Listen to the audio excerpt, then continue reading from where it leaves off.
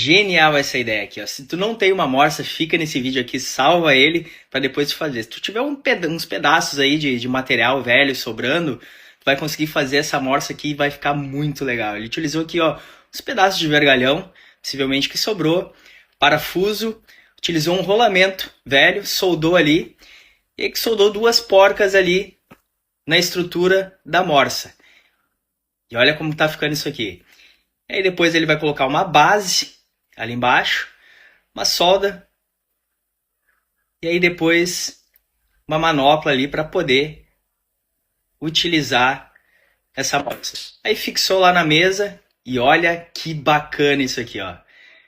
Conseguiu fazer uma morsa que vai prender ali metalon, tubo, para te fazer um corte mais preciso.